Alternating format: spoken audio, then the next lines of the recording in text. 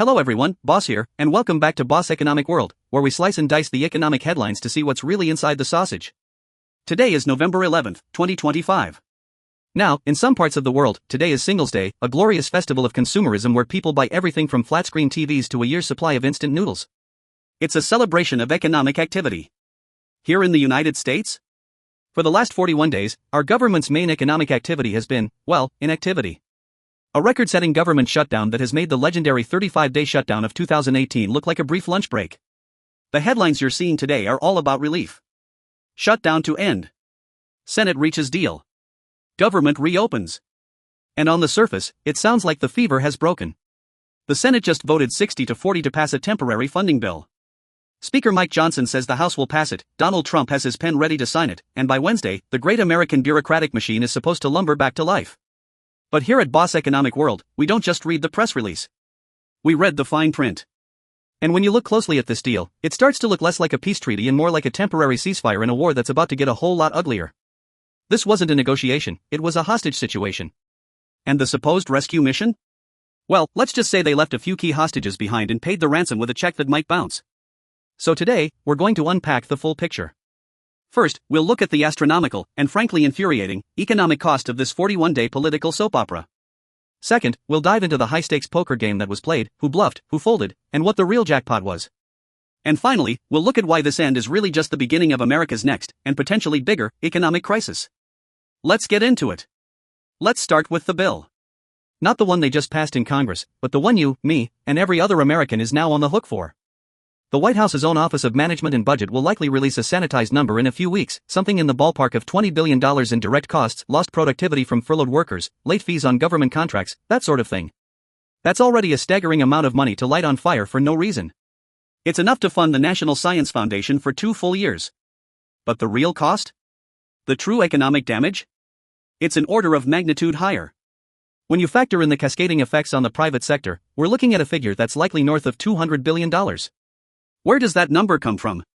Let's break it down. First, the confidence crash. Economic growth is built on a foundation of confidence. Confidence that you'll have a job next month, so you buy a new car. Confidence that customers will be there, so your company invests in a new factory.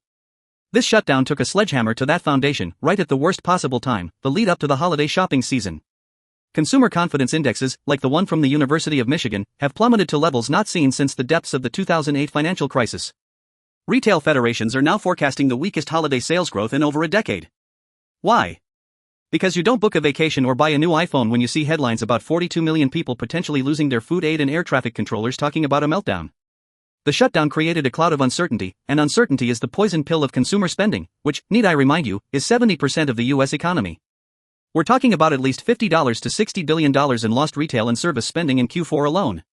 Second, the investment freeze. While the public was watching the drama, CEOs and CFOs across the country were doing something very simple, hitting the pause button. New hiring plans? Paused.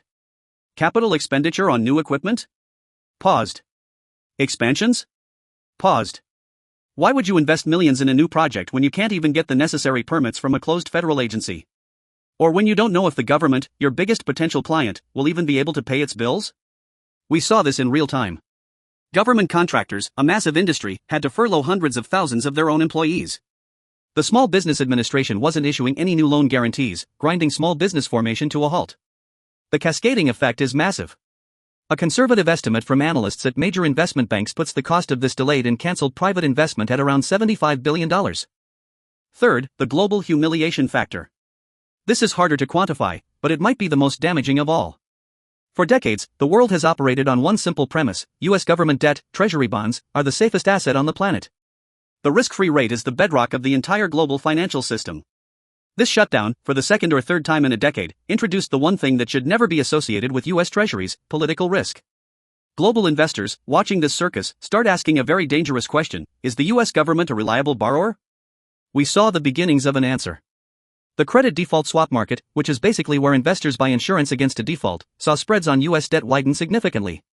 Foreign central banks, which hold trillions in US dollars, were reportedly making quiet inquiries about diversifying their holdings.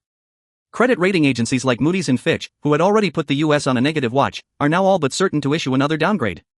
Each downgrade makes it more expensive for the US to borrow, a cost that gets passed on to taxpayers for decades. The subtle, long-term erosion of the dollar's status as the world's reserve currency is a slow-burn crisis that could cost the US economy trillions over the next generation. This shutdown was another huge log on that fire. Add it all up, the direct costs, the lost consumer spending, the frozen business investment, the market turmoil, the damage to our international standing, and you get a self-inflicted economic wound well into the hundreds of billions of dollars. All to argue over a political point. So, why did this happen? To understand the deal, you have to understand the ridiculous poker game that led to it. Let's meet the players at the table. Player 1, President Trump and the GOP majority. Their hand, a royal flush. They control the White House, the House, and the Senate. Their goal was simple, to prove they could govern without caving to Democratic demands on anything, especially anything related to the Affordable Care Act, or Obamacare. Their strategy, the "I'm not locked in here with you, you're locked in here with me" gambit. They believed the public would blame the Democrats for holding the government hostage over a single issue. They refused to even discuss the core Democratic demand, renewing the ACA subsidies, until the government was reopened. For weeks, they just sat there, stonewalling, while Trump tweeted about Democratic obstruction. Player 2, the Progressive Democrats.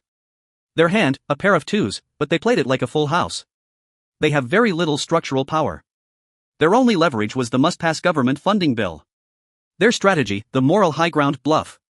The issue at hand was the expiring ACA premium subsidies. These are tax credits that help 24 million Americans afford health insurance. Without them, premiums were set to skyrocket by hundreds, even thousands, of dollars a year. This is a broadly popular policy. The progressives' bet was that the GOP couldn't stomach the political fallout of being seen as the party that jacked up healthcare costs for millions right before an election cycle. So they said, no subsidies, no funding. Period. They rallied their base, held press conferences, and for a while, it looked like they had the stronger nerve. Player 3, the centrist Democrats. Their hand, a collection of mismatched cards, but they were the ones sitting closest to the exit. These are Democrats from purple or red states. Their strategy, the "let's just end the pain" fold. While the progressives were focused on the national, principled fight, these 8 senators were getting an earful back home. Not about ACA subsidies, but about airports grinding to a halt because of TSA and FAA staff shortages. About national parks being closed. About their constituents, who happen to be federal workers, not getting paid for over a month. Their calculation was purely political survival. The abstract win of securing a promise on healthcare later was not worth the concrete pain their voters were feeling right now. So what happened? For 41 days, the GOP and the progressives were locked in a standoff. The economic damage mounted.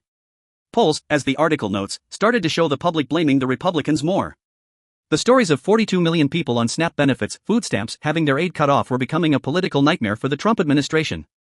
It seemed like the progressives' bluff was working. And then, the centrists blinked. They went around their own leadership, around Chuck Schumer, and cut a deal directly with the Republicans. And what a deal it was. In exchange for ending their blockade and reopening the government, they got a promise. A promise from the Republican leadership that the Senate would hold a vote on the ACA subsidies by mid-December. Let me translate that from politician speak for you.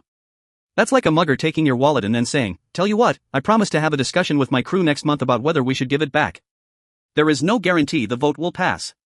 In fact, it's almost certain not to get the 60 votes needed in the Senate. And Speaker Mike Johnson has already said he won't even promise a vote in the House. The centrists traded the only real leverage they had at the functioning of the entire US government for a completely empty promise. They folded for table scraps. As Governor Newsom of California so eloquently put it, the deal was pathetic. This brings us to the most important point. This isn't over. The bill that just passed is a continuing resolution, or CR. It's a temporary patch. It funds some agencies through September 30th of next year, but most of the government, the controversial parts, are only funded through January 30th, 2026. We are just over 2 months away from doing this all over again. And the situation will be even worse then. Why? First, the trust is gone. The progressive Democrats feel completely betrayed by the centrists. The Democratic Party is now openly at war with itself. As House Leader Hakeem Jeffries said, his members won't support this deal. This internal division makes it impossible for them to form a united front for the next negotiation. The Republicans know this and will exploit it mercilessly. Second, the stakes are higher. The January 30th deadline will come right after the holiday season, when the economic data will confirm the damage the shutdown did to Q4. Both sides will be even more dug in. The Republicans will feel emboldened, having won this round without giving up anything of substance. The progressives will be furious and determined not to be played again, meaning they will be less likely to compromise. Third, the core issue remains. The fight over the ACA subsidies hasn't been resolved. It's just been postponed. By mid-December, the Senate will likely hold its show vote, it will fail, and 24 million people will be staring down the barrel of massive health insurance premium hikes starting January 1st. Imagine the political firestorm. That will be the toxic backdrop against which the January 30th government funding negotiations take place. We are trapped in a cycle of manufactured crises. The budget process, which is supposed to be a boring but essential function of government, has been completely weaponized. It's no longer about fiscal responsibility, it's about political extortion. Each side uses the threat of a shutdown and the collateral damage to the economy and to average citizens as a bargaining chip to get what it wants. So, when you zoom out, what have we learned from this 41-day fiasco? We learned that a small group of moderates, spooked by immediate political blowback, can sabotage a broader party strategy, even if it means accepting a terrible long-term deal. We learned that the Republican Party, under Trump, is willing to endure significant economic pain and public anger to achieve its ideological goal of dismantling democratic policy achievements, piece by piece. And most importantly, we learned that our political system's ability to perform its most basic functions is fundamentally broken. The full faith and credit of the United States is no longer just an economic term, it's a political question mark. This temporary deal isn't a solution. It's an anesthetic.